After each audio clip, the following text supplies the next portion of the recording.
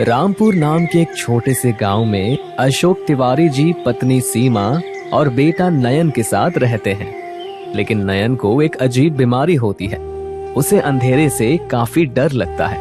वो शाम होते ही घर से बाहर निकलना बंद कर देता है। इस वजह से अशोक जी और सीमा जी दोनों काफी परेशान रहते हैं और वो इस बात को लेके नयन को गुस्सा भी करते हैं। एक दिन सुबह इसी बात को लेकर नयन को डांट रहे थे।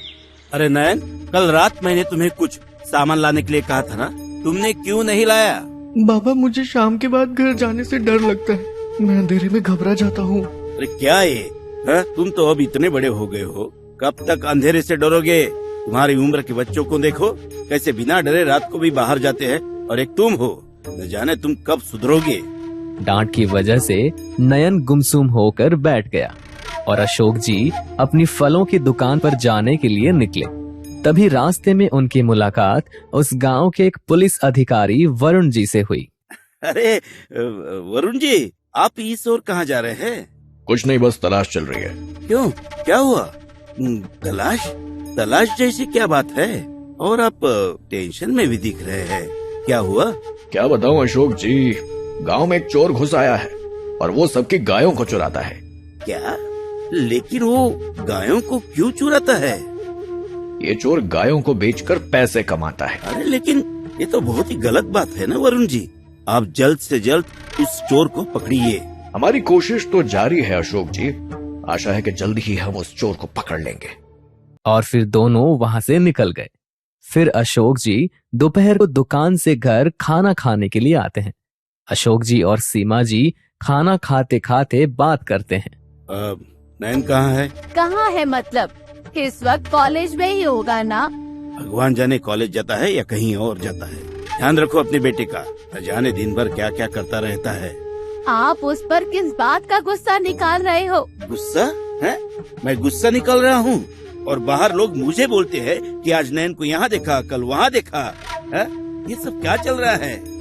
हाँ, तो कॉलेज के बाद दोस्तों के साथ जाता होगा इधर उधर, लेकिन शाम से पहले कैसे वापस तो आता है ना। आता है ना, अंधेरे से डरता जो है। देखो, ध्यान दो तुम्हारे बेटे पे, इतना बड़ा हो गया है लेकिन अभी भी अंधेरे से डरता है। मेरा बेटा? अच्छा, कुछ नहीं है क्या वो? अच्छा काम करे तो आपका बेटा, नहीं तो मेरा। वाह जी वाह, आप भी तो कुछ बोलो उसको। हाँ, बोलता हूँ। बड़े अच्छे काम किए है ना उसने, न जाने किस पर गया है। जी अच्छे से समझ रही हूँ मैं आपके ताने। बेशक, सही तो कह रहा हूँ। उसमें ताने क्या मारना, तुम पे ही तो गया है वो। मुझ पर ही गया है नयन, मैं संभाल लूंगी उसे, अच्छा इंसान बनाऊंगी। संभालो उसे और बनाओ जो बनाना है वो। अशोक जी फिर अपनी दुकान जाने के लिए निकल गए, लेकिन तभी रास्ते में उन्हें नयन दोस्त के साथ नदी के किनारे बैठकर मछली पकड़ता हुआ दिखा।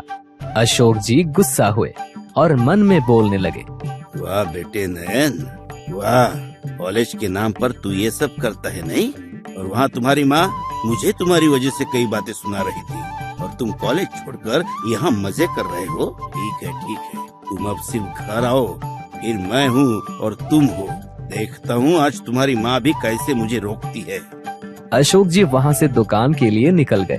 अशोक जी शाम को जब दुकान से घर लौटे तो उन्होंने देखा कि नयन पढ़ाई कर रहा है। वे मन में सोचने लगे कि ये जरूर नाटक कर रहा होगा और उन्होंने उसे आवाज लगाई। क्यों नयन, पढ़ाई कर रहे हो? हाँ? कितनी देर हो गई तुम्हें पढ़ाई करते हुए? बाबा, मैं तो कॉलेज से लौटा तब से पढ़ रहा हूँ। क्या बात कर रहे हो? तुम कब से इतना पढ़ने लगे? इतनी पढ़ाई मत करो नयन, कहीं बड़े आदमी बन गए तो दिक्कत हो जाएगी। क्या हुआ बाबा, आप मुझे ऐसे क्यों बोल रहे हो? तो और क्या करूँ? तुम्हें झूठ बोलते हुए शर्म नहीं आती? मैं कहाँ झूठ बोल रहा हूँ। अच्छा ठीक है, रुको तुम अभी।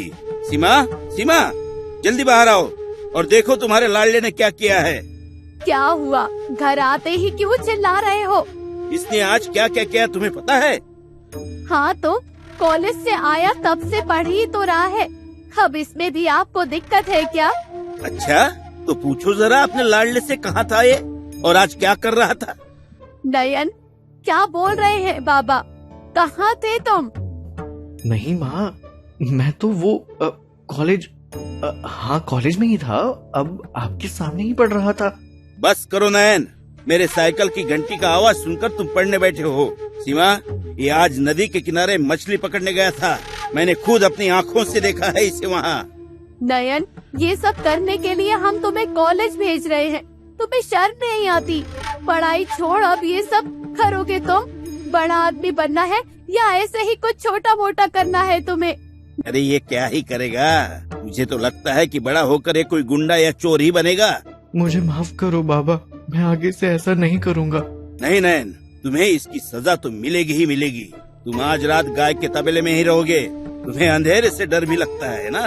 बस अब यही तुम्हारी सजा है आज। नयन सजा सुनकर रोने लगा। अशोक जी से माफी मांगता रहा, लेकिन उन्होंने उसकी एक नहीं सुनी और वो उसे तबेले में छोड़ आए। उस रात नयन तबेले में गायों के साथ अकेला ही था। उसे काफी डर लग रहा था। ऐसे ही कुछ वक्त नयन ने डरते डरते निकाला, लेकिन कुछ ही समय में उसे वहां कुछ हलचल दिखी। नयन पहले से भी ज्यादा डर गया और एक कोने में वैसे ही बैठा रहा। उस तबेले पीछे की ओर से वही गाय चुराने वाला चोर घुस आया था।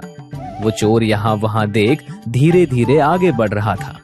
काफी अंधेरा हो चुका था, इस वजह से चोर नयन को नहीं देख सकता था। जैसे ही चोर नयन के बाजू से गुजरने लगा, तभी उसका पैर नयन को लगा। भूत भूत, माँ बाबा बचाओ मुझे, भूत भूत भूत, माँ बाबा बचाओ मुझे, भूत। नयन और जोर जोर से चिल्लाने लगा और उसकी आवाज से सभी गांव वाले वहां पर जमा हो गए। अशोक जी और गांव के कुछ और लोग वहां गए और उन्होंने चोर को पकड़ लिया। नयन बेटा, तू ठीक है ना? तुझे कुछ हुआ तो नहीं ना? हाँ माँ, मैं बिल्कुल ठीक हूँ, लेकिन माँ मुझे अब और यहाँ नहीं रहना। नहीं बेटा, तुम अब घर चलो। अरे मेरी ही गलती है जो मैंने तुम्हें ये सजा दी। बेटा ठीक हो न तुम? आप जानते भी हैं, अगर सब वक्त पर नहीं आते तो क्या क्या हो सकता था। अरे मुझे नहीं लगा था कि ऐसा कुछ होगा सीमा। जाने दो, वो सब इस चोर का क्या करना है अब? और ये इस तबेले में क्यों गया? लेकिन अरे ये चोर गायों की चोरी करता है। पुलिस भी कई दिनों से इसकी तलाश में है। इतनी रात हो गई है, अभी तो पुलिस भी नहीं आएगी। इस चोर को बांध कर रखते हैं, फिर कल सुबह पुलिस के हवाले कर देंगे इसको। बांध दो इसको। अशोक जी नयन को वहां से बाहर ले आए। फिर सब घर चले गए। अगले दिन सुबह अशोक जी ने पुलिस अधिकारी वरुण जी को बुला लिया था। सभी लोग फिर से तबेले में जहां चोर को बांध रखा था वहां गए।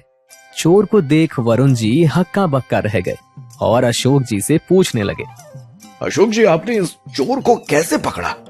हमारी पूरी टीम कब से इसके पीछे है, लेकिन हम इसे नहीं पकड़ पाए। वरुण जी, दरअसल इसे हमने नहीं पकड़ा है। आपने नहीं?